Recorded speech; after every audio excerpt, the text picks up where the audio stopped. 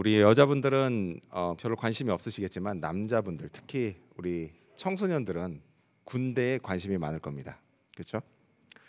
자, 근데 여러분 군대 하면 제일 먼저 떠오르는 게 뭐죠? 계급입니다. 계급. 예. 군대에는 계급이 있어요. 예. 그래서 계급이 있다 보니까 처음부터 장군인 사람은 없습니다. 이순신 장군도 마찬가지였어요. 자, 이순신 장군은요, 그의 나이 36세 때 전라도 고흥에 발포만호를 담당하는 종사품 무관이었습니다. 자, 이걸 오늘날 계급으로 치면 이거예요. 대대장쯤 되는 겁니다. 그래서 중령에 해당합니다. 중령. 자, 그래서 지금 그곳에 가면요, 고흥에 가면 이 발포만호를 가면 당시 이순신의 일화가 비문으로 새겨져 있습니다. 이런 이야기예요. 자, 어느 날 직속상관인 전라좌수사 성박장군, 이름이 저하고 똑같더라고요. 이분이, 제가 영어 이름이 성팍이거든요. 근데 이분이 성박입니다. 이름이. 예. 아무튼 자, 이 전라좌수사인 성박장군이요, 이순신이 근무하는 관하로 사람을 보내서 그곳에 심긴 오동나무를 베어오라고 했습니다. 자, 그래서 그들이 관하에 도착해서 들어오자 이순신이 좌수사께서 이 나무를 왜 베어오라고 하셨느냐, 그 이유를 묻습니다. 자, 그러자 그들은 좌수사께서 풍류를 좋아하셔서 이 나무로 검은고를 만들려고 하신다라고 답을 했습니다. 그 순간 이순신의 불효령이 떨어집니다. 관아의 나무는 나라의 것이거늘 어찌 사사로 있을 수 있단 말이냐? 게다가 전함도 아니고 검은고를 만들겠다니 이 나무는 나라의 것이니 함부로 벨 수 없다고 전하거라. 그리고 빈손으로 그냥 돌려보냈습니다. 너무 멋있죠? 여러분, 이게 쉬운 일인가요? 그렇지 않아요. 왜요? 여러분, 어지간한 사람 같으면요, 직속 상관에게 해코지를 당할까 봐 감히 이렇게 하지를 못합니다. 참 멋있는 분이세요. 자, 오늘 본문이 있는 열왕기상 13장, 이 13장에도요 이렇게 멋있는 사람이 하나 등장합니다. 자, 그의 이름이 뭔지는 모르지만요, 성경은 그를 하나님의 사람이라고 부릅니다. 그는 남유다 사람이었습니다. 자, 이때 당시요, 이스라엘은 남유다와 북이스라엘로 갈라져 있었습니다. 자, 그리고 그중 북이스라엘의 왕은 여로보암인데요, 그는 우상을 숭배했습니다. 근데 자기만 우상 숭배를 하는 게 아니라 백성들도 모조리 우상을 숭배하게 했습니다. 그래서 이걸 위해서 베델이라고 하는 그 성읍에 제단을 만들었습니다. 자, 그러던 어느 날 그 하나님의 사람이 베델의 제단에서 우상을 숭배하고 있는 여로보암 왕 앞에 섭니다. 그러고는 겁도 없이 그 제단을 저주하면서 자신이 받은 하나님의 말씀을 선포합니다. 그리고 그 징조로 제단이 갈라질 거다라고 저주를 합니다. 왕 앞에서 말이죠. 어지간한 사람은요, 왕한테 해코지를 당할까 봐 두려워 감히 엄두를 못 낼 일입니다. 참 멋있죠? 그렇죠? 당연히 왕이 어떻게 했겠어요?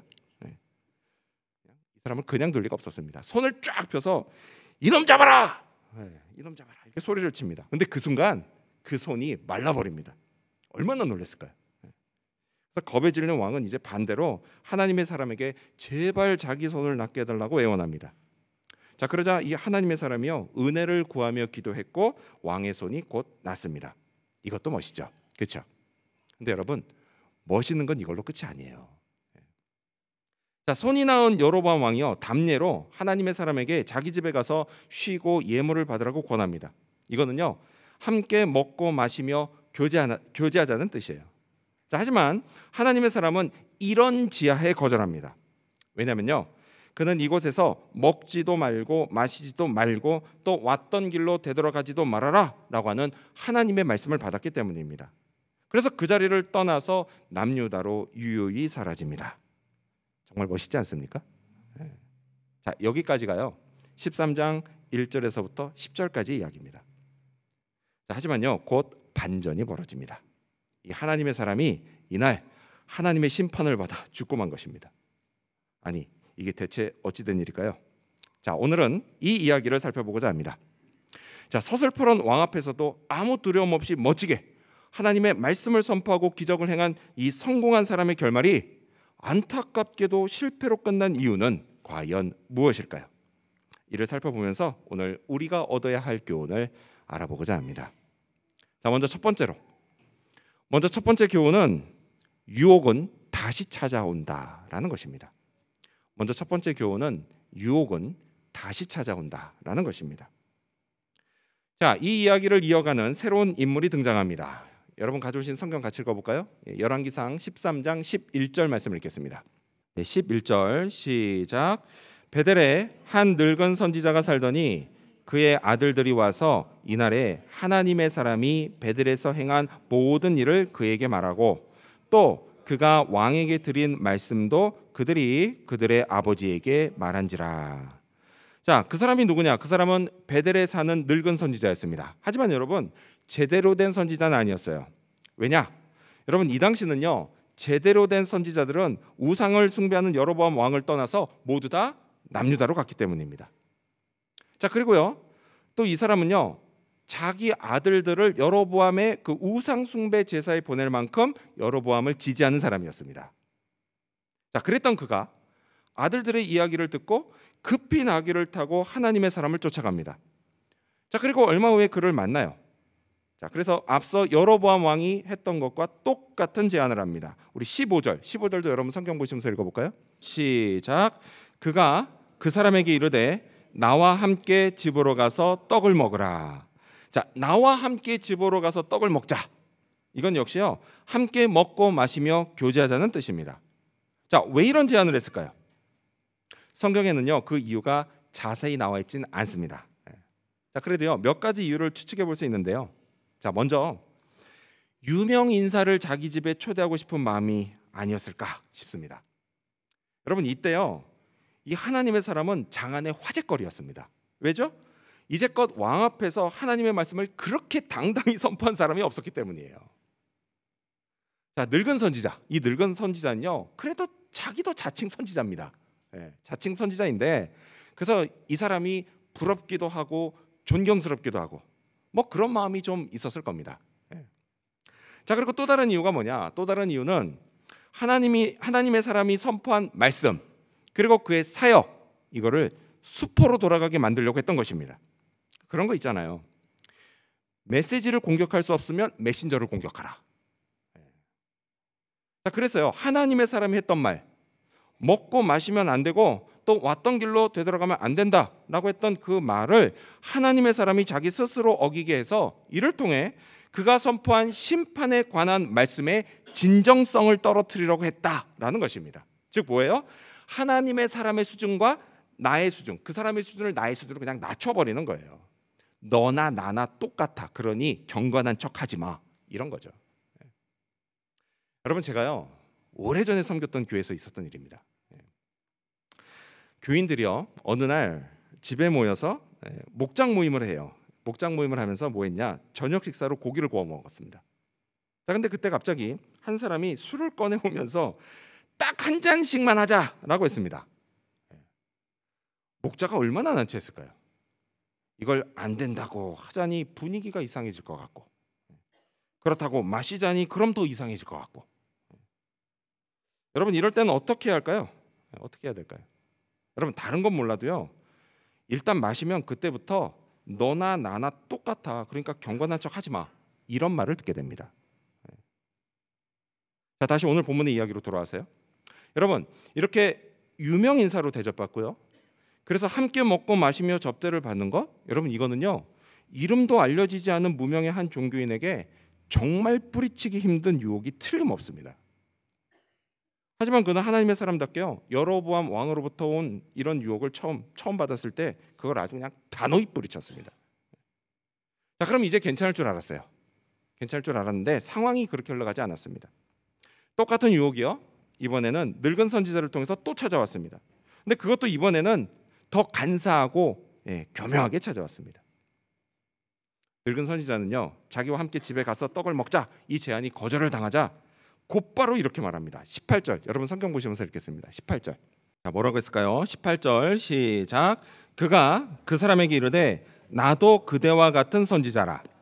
천사가 여호와의 말씀으로 내게 이르기를 그를 내 집으로 데리고 돌아가서 그에게 떡을 먹이고 물을 마시게 하라 하였느니라 하니 이는 그 사람을 속임이라. 자, 여기 보면 그가요, 두 가지 속임수를 쓰면서 유혹합니다. 자, 첫 번째 하나는 뭐냐? 친근감입니다. 친근감. 그가 뭐라고 말하죠? 나도 그대와 같은 선지자라 이렇게 말을 합니다.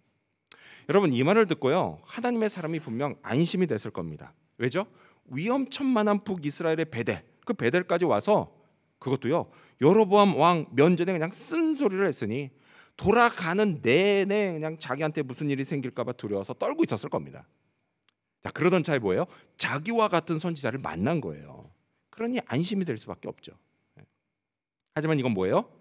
속임수였습니다. 속임수였어요. 여러분 이와 비슷한 일이 요즘 세상에도 많죠. 특히 보이스피싱이 이런 방법을 씁니다. 우리 가족 중에 누가 카톡을 보내는 것처럼 꾸며서 안심을 시켜놓고 돈을 빼갑니다. 자, 그리고 또 하나의 속임수가 있었어요. 뭐냐? 자, 늙은 선지자는요 계속해서 천사가 여호와의 말씀으로 내게 이르기를 이라고 말합니다. 즉 뭐예요? 지금 자기가 하는 말은 천사가 전해준 거니까 믿어도 돼, 이런 식이었어요. 여러분 이런 걸 전문 용어로 뭐라고 하는지 아십니까? 권위에 호소하는 오류라고 부릅니다. 권위에 호소하는 오류. 여러분 요즘 장안의 화제 챗 GPT, 이게 똑같은 속임수를 씁니다. 아마 써보신 분들은 아실 거예요. 챗 GPT한테 무슨 질문을 하면요, 이 녀석이 뭐예요? 어떤 권위자가 말했어라고 하면서 아주 교묘하게 거짓말을 합니다. 챗 GPT가 주로 쓰는 방법이에요. 자, 이렇게 또다시 찾아온 유혹. 여러분 그 유혹은요 이전보다 훨씬 더 간사하고 교묘했습니다. 여러분 늙은 선지자는요 포기하지 않고 집요하게 하나님의 사람을 유혹했어요. 근데 여러분 이거는요 사탄도 마찬가지입니다. 마찬가지. 여러분 사탄은요 우리를 넘어뜨리려고 그냥 끊임없이 유혹합니다. 하지만요 하나님의 사람이 처음에 그랬던 것처럼 여러분 우리도 이 유혹을 하나님의 말씀으로 이겨냅니다. 하나님이 하신 말씀, 성경에 기록된 말씀, 그 말씀을 읽고 묵상하며 유혹을 뿌리칩니다. 그러면요 사탄이 물러갑니다. 하지만 사탄이 포기하지는 않습니다. 포기하지 않아요. 더욱 간사하고 교묘한 방법으로 또다시 우리를 유혹합니다. 그래서 친근감 있게 유혹하기도 하고요, 심지어는 천사와 같은 모습으로 유혹하기도 합니다. 자, 그래서 이에 대해서 성경이 우리에게 이렇게 말씀합니다. 고린도후서 11장 14절 말씀을 보면 이것은 이상한 일이 아니니라 사탄도 자기를 광명의 천사로 가장하나니 라고 말씀합니다. 그렇죠? 여러분 그렇게 다가오는 건요 결코 이상한 일이 아닙니다. 유혹이 다시 찾아오는 것도 이상한 일이 아니고 더욱 간사하고 교묘하게 찾아오는 것도 이상한 일이 아닙니다. 여러분 이 사실을 꼭 기억하시기 바랍니다. 기억하면서 유혹에 잘 대처하시기를 바랍니다. 이를 위해서 여러분 성경을 통해 받은 하나님의 말씀을 확신하고 붙드시기 바랍니다. 말씀에 순종하려고 애쓰시기 바랍니다. 성령의 도우심을 계속 구하시기 바랍니다. 그리고 아예 처음부터 유혹거리에서 멀리 떨어져 있으시기 바랍니다. 여러분 유혹은요 맞서 싸우기보다는 그냥 멀리 떨어져 있는 게 훨씬 더 편합니다. 좋습니다. 대처하기가 쉽습니다. 여러분 그리고요 유혹에서 벗어날 때도 그냥 어물쩡거리면서 벗어나지 마시고 그냥 머뭇거리지 말고 재빨리 벗어나시기를 바랍니다. 이런 우리를 하나님이 지켜주십니다. 이 사실도 믿으시기 바랍니다. 이러한 믿음으로 유혹을 뿌리치며 은혜와 축복을 잃어버리지 않는 저와 여러분이 되시기를 축원합니다. 두 번째 교훈. 두 번째 교훈은 말씀을 굳게 붙잡아야 한다는 것입니다. 두 번째 교훈은 말씀을 굳게 붙잡아야 한다는 것입니다. 자, 늙은 선지자가 하나님의 사람에게 한 말을 다시 한번 읽어볼까요? 네, 우리 18절 말씀 여러분 성경 보시면서 읽겠습니다. 18절 시작. 그가 그 사람에게 이르되 나도 그대와 같은 선지자라 천사가 여호와의 말씀으로 내게 이르기를 그를 내 집으로 데리고 돌아가서 그에게 떡을 먹이고 물을 마시게 하라 하였느니라 하니 이는 그 사람을 속임이라. 자, 늙은 선지자. 그는 하나님의 사람을 자기 집으로 데려가서 떡을 먹이고 물을 마시게 하라는 말씀을 들었다고 말합니다. 근데 자, 여러분 한번 생각해 보세요. 이 말씀이요, 이 말씀은 하나님의 사람이 하나님께 들은 말씀과 완전히 반대되는 말씀이죠. 그렇죠? 성경을 보지 말고 이제는 저를 보세요. 정반대되는 말씀이죠. 맞아요, 반대되는 말씀이에요. 그것도 완전히 반대되는 말씀이에요. 자, 근데 여러분 더더군다나 늙은 선지자가 이 말씀을 하나님께 직접 들었나요? 아니죠. 그는 천사에게 들었다라고 말합니다. 예, 맞아요. 뭐 물론 하나님이 천사를 통해서도 얼마든지 말씀하실 수 있습니다.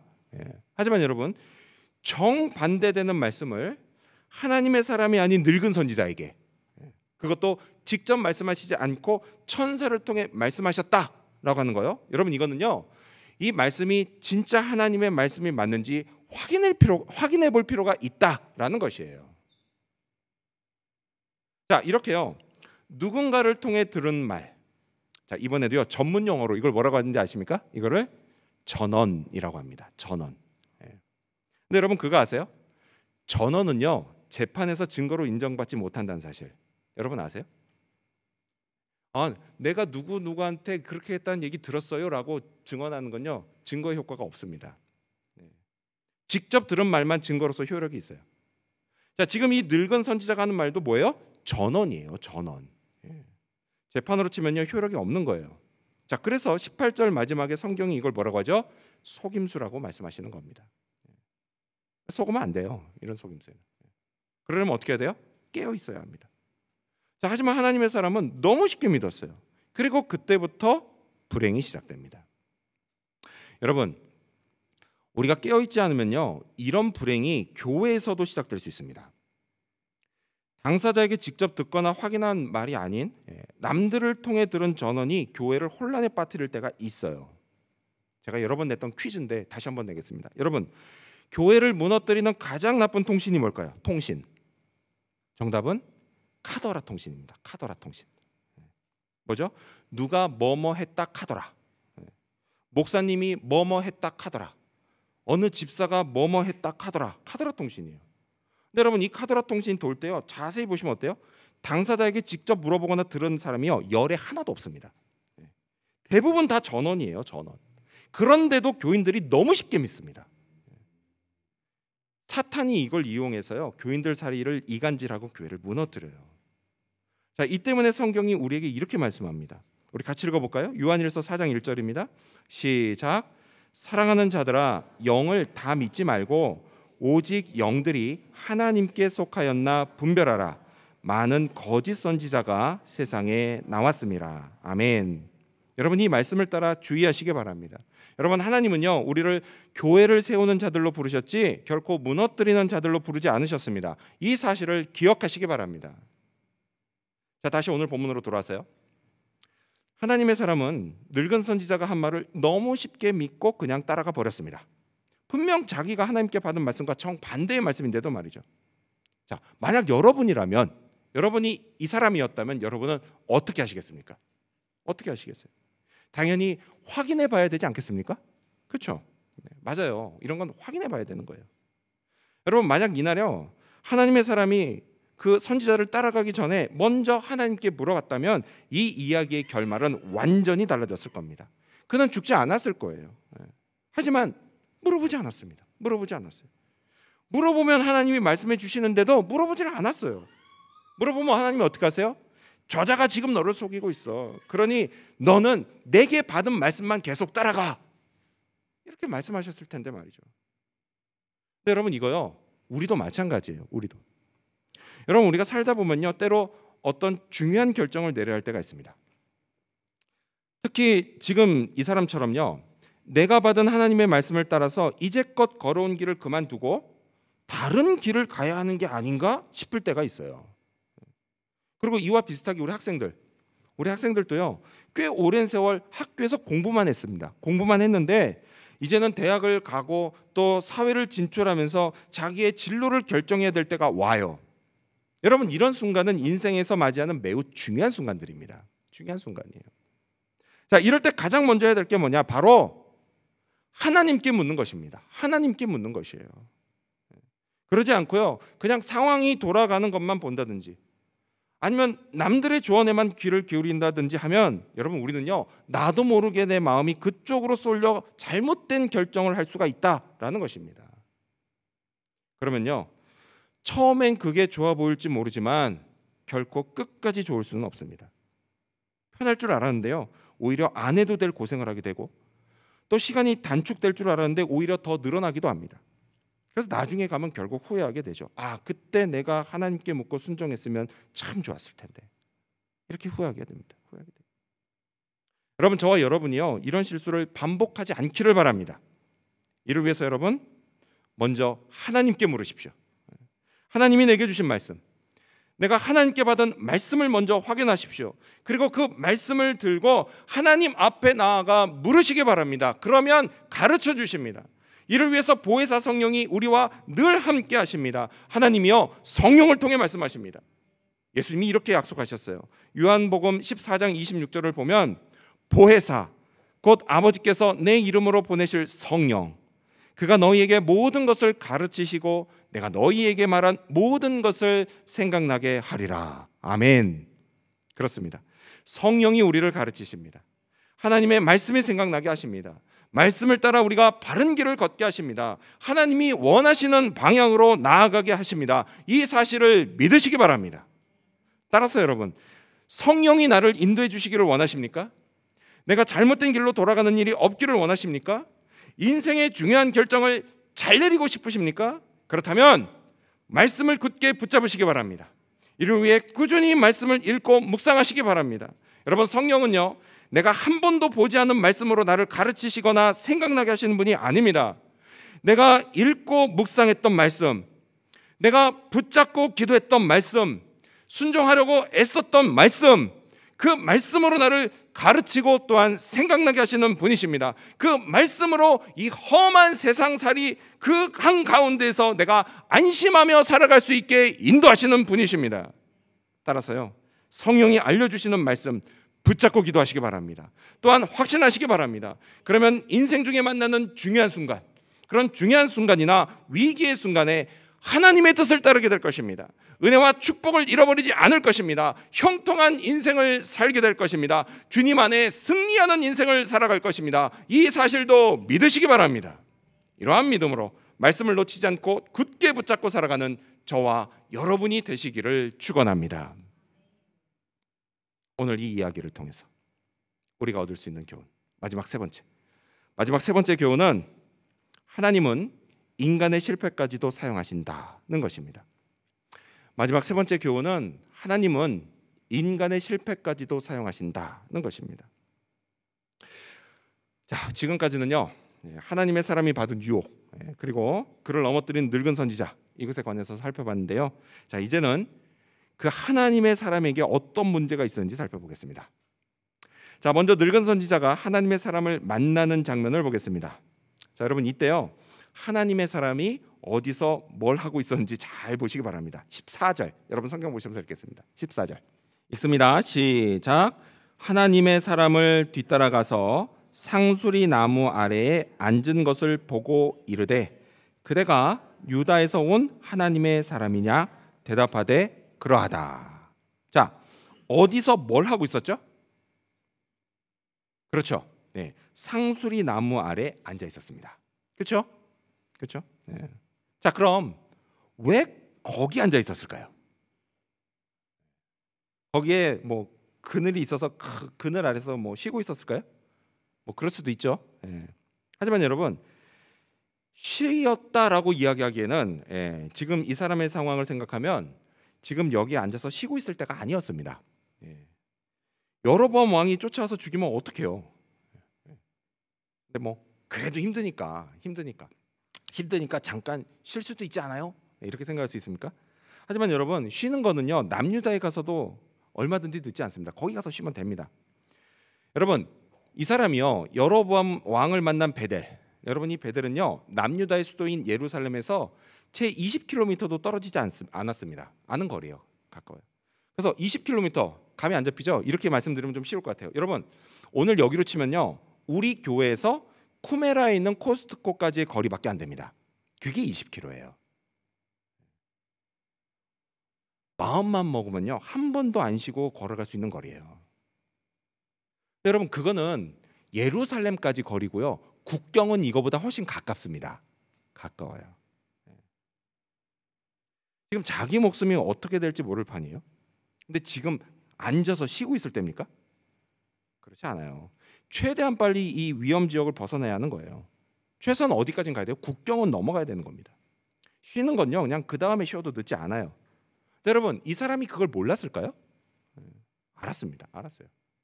따라서요 이건 그가 힘들어서 쉬고 있는 거다. 이거 아니란 얘기예요. 아니에요. 그래서 성경도요 뭐라고 하죠? 그가 거기 앉아 쉬고 있었다 이렇게 말씀하지 않아요. 뭐라고 하죠? 그냥 앉아 있었다라고 말씀을 합니다. 자, 그렇다면 분명 다른 의도가 있었을 겁니다. 그걸 알 수 있는 중요한 힌트가 있습니다. 그게 바로 상수리 나무예요. 상수리 나무. 여러분 상수리 나무는요 매우 큽니다. 이게 실제로 이스라엘에 있는 상수리 나무거든요. 매우 커요. 자, 그래서 일종의 그 랜드마크 역할을 했습니다. 랜드마크. 사람들이 많이 모이는 만남의 장소 같은 곳이었어요. 그래서 동네 사람들이 야 우리 그 상수리 나무에서 만나자 그러면 거기 다 어딘지 다 알았어요. 그런 장소였습니다. 그게 이 상수리 나무예요.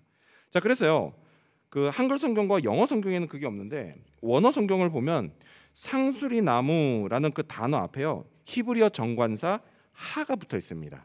그래서 뭐예요? 그 상수리 나무 이렇게 적혀 있어요. 그 상수리 나무 무슨 얘기입니까? 익히 잘 알려진 장소였다라는 거예요. 자, 이것 때문에요 거기에 앉아 있으면요 사람들 눈에 띄기 딱 좋았습니다. 이게 무슨 얘기냐? 하나님의 사람이 그곳에 일부러 가서 앉아 있었다라는 얘기예요. 왜요? 사람들 눈에 띄려고요. 한마디로 뭡니까? 누가 날 좀 알아봐 줬으면 하는 마음으로 거기 앉아 있었던 겁니다. 여러분 지금 이 사람은요 화제의 중심에 서 있는 사람이에요. 여로보암 왕과 맞서 싸우고 거기다 기적도 일으킨 사람입니다. 그래서 그에 관한 소식이요 그냥 삽시간에 퍼졌어요. 그래서 이 늙은 선지자처럼요 누군가 이 사람 보고 싶어서 막 달려올 게 뻔한 일이었습니다. 근데 그게 뭐 한두 명이었겠습니까? 아니에요. 많았을 겁니다. 자, 그럼 하나님의 사람이 어떻게 하는 게 정상이에요? 그들이 도달하기 전에 얼른 국경을 넘어가야 되는 겁니다. 이게 정상이에요. 하지만 그는 반대로 했어요. 사람들을 기다리고 있었습니다. 그것도요 자기를 찾기 쉽게 그 상수리 나무에 앉아 있었다라는 이야기예요. 왜 그랬을까요? 왜 그랬을까요? 아마요 엄청난 성공을 거둔 후에 마음이 우쭐해졌을 겁니다. 마음속에 슬슬 교만이 올라오기 시작했을 거예요. 누가 날 좀 알아봐 줬으면 하는 생각이 들었을 겁니다. 근데 여러분 이런 게 어디 이 사람만의 일이에요? 아니에요. 그렇지 않아요. 여러분 우리도요 얼마든지 이럴 수 있습니다. 반에서 1등 한번 해봐요. 누가 나 좀 알아봐 줬으면 하는 마음이 나도 모르게 생깁니다. 그래서 우리도요 늘 조심해야 합니다. 조심해야 돼요. 하나님의 사람의 불행은요 이미 이때부터 시작됐습니다. 그리고 그 결과 그는 하나님의 심판을 받아 죽고 맙니다. 실패하고 말았어요. 자, 오늘 본문을 자세히 보면요 그의 이런 심경의 변화를 감지할 수가 있습니다. 자, 이 사람은요 여로보암 왕과 늙은 선지자에게 그들의 제안을 거절하면서 똑같은 말을 합니다. 하지만요 거기에 미묘한 차이가 생겨요. 자, 먼저 왕에게 했던 말입니다. 우리 스크린 보시면서 읽어볼까요? 시작. 나는 왕과 함께 들어가지도 아니하고 이곳에서는 떡도 먹지 아니하고 물도 마시지 아니하리니 이는 곧 여호와의 말씀이 내게 명령하여 이르시기를 떡도 먹지 말며 물도 마시지 말고 왔던 길로 되돌아가지 말라 하셨음이니이다. 왕에게 이렇게 말합니다. 자, 그 다음은 늙은 선지자에게 했던 말이에요. 16절과 17절입니다. 같이 읽어볼까요? 시작. 대답하되 나는 그대와 함께 돌아가지도 못하겠고 그대와 함께 들어가지도 못하겠으며 내가 이곳에서 그대와 함께 떡도 먹지 아니하고 물도 마시지 아니하리니 이는 여호와의 말씀이 내게 이르시기를 내가 거기서 떡도 먹지 말고 물도 마시지 말며 또 내가 오던 길로 되돌아가지도 말라 하셨음이로다. 똑같은 것 같죠? 근데 사실 분명한 차이가 있습니다. 나는 그거 안 해. 이게요. 나는 그거 못 해로 바뀝니다. 자기는 하고 싶은데 누구 때문에 못 해라는 뉘앙스로 바뀝니다. 또 뭐죠? 하나님이 내게 명령하셨어가 아니라 그냥 하나님이 말씀하셨어 정도로 강도가 약해집니다. 이렇게 심경의 변화가 생겨요. 마음이 변한 겁니다. 엄청난 성공을 거두고 나니까 긴장이 풀어지고 마음이 흐트러졌던 거예요. 그리고 결국 심판을 받아 죽습니다. 하나님의 사람으로서 받은 능력과 축복 그리고 영광을 한순간에 잃어버리고 실패합니다. 자, 그렇다면 여러분 이렇게 하나님의 사람이 실패했어요. 하나님의 사람이 실패했기 때문에 그러면 하나님도 실패하신 걸까요? 전혀 그렇지 않습니다. 전혀 그렇지 않아요. 여러분, 하나님이요 우상 숭배하는 백성들에게 심판하겠다라고 선언하실 때 하나님이 진짜 원하시는 게 무엇일까요? 진짜 그냥 심판받아서 싸그리 다 멸망해버리는 걸 원하실까요? 아니에요. 진짜 원하시는 건요 그들이 다시 하나님께 돌아오는 겁니다. 돌아오는 거예요. 자, 이를 위해서 하나님의 사람이 보내졌지만 그는 자기 죄 때문에 실패하고 맙니다. 하지만요 그런 그의 실패를 통해서 늙은 선지자가 하나님께 돌아왔습니다. 하나님의 사람의 죽음을 보고요 그는 자기 죄를 깨닫고 슬퍼합니다. 그리고 아들들에게 자기가 죽으면 그 사람 곁에 묻어달라고 하면서 또 이렇게 말합니다. 그래서 32절 말씀을 보면 그가 여호와의, 여기서 얘기하는 그는 하나님의 사람을 이야기하는 겁니다. 늙은 선지자가 그 사람 이야기하는 거예요. 그가 여호와의 말씀으로 베델에 있는 제단을 향하고 또 사마리아 성읍들에 있는 모든 산당을 향하여 외쳐 말한 것이 반드시 이루어질 것임이니라. 하나님의 사람이 선포했던 말씀이 반드시 이루어질 거라고 말합니다. 여러분, 이렇게 늙은 선지자가 변화됐습니다. 그가 하나님께 돌아왔습니다. 그리고요 분명 죽을 때까지 하나님의 사람의 뒤를 이어서 이 말씀을 전파했을 겁니다. 그리고 이를 통해 북이스라엘을 향한 하나님의 뜻은 계속 이어지고 또 성취되어져 갔습니다. 그리고 300년의 세월이 흐른 후에 남유다 요시야 왕에 의해서 이 말씀은 완벽히 성취됩니다. 이렇게 하나님의 사람은 실패해도요 사용하신 하나님, 그걸 사용하신 하나님, 그 하나님은 결코 실패하지 않으십니다. 그리고 하나님의 사람의 실패도 사용하신 하나님, 그 하나님이 또한 오늘 저와 여러분의 실패도 사용하십니다. 따라서요 우리는 실패해도 하나님은 실패하지 않으십니다. 우리는 죄 때문에 넘어져도 하나님은 결코 넘어지지 않으십니다. 우리의 실패까지도 사용하셔서 하나님의 높으신 뜻을 이루어 가십니다. 내가 미처 생각하지 못한 놀라운 일을 이루어 가십니다. 그 증거가 뭐냐? 그 증거가 바로 예수님이 못 박히신 십자가입니다. 예수님이 죽은 십자가입니다. 처음에 사람들이 볼 때 십자가는요 예수님이 실패한 증거였습니다. 하지만요 이제 십자가는 우리의 모든 죄를 용서받게 하신 하나님의 성공한 증거입니다. 여러분은 이 십자가 예수님을 여러분의 구원자와 주인으로 믿으십니까? 아멘. 믿으신다면 하나님의 말씀을 따라 살다 실패해도 너무 좌절하지 마시기 바랍니다. 그냥 주저앉아 있지도 마시기 바랍니다. 실패한 모습 그대로 하나님 앞에 나오면 됩니다. 나를 용서해달라고 기도하면 됩니다. 내게 다시 기회를 달라고 기도하면 됩니다. 그러면 하나님이 회복시켜 주십니다. 이 사실을 믿으시기 바랍니다. 그리고 다시 말씀을 붙잡으시기 바랍니다. 성령 충만을 구하며 기도하시기 바랍니다. 그러면 다시 성령의 인도하심을 받게 될 것입니다. 새로운 삶을 살게 될 것입니다. 이 사실도 믿으시기 바랍니다.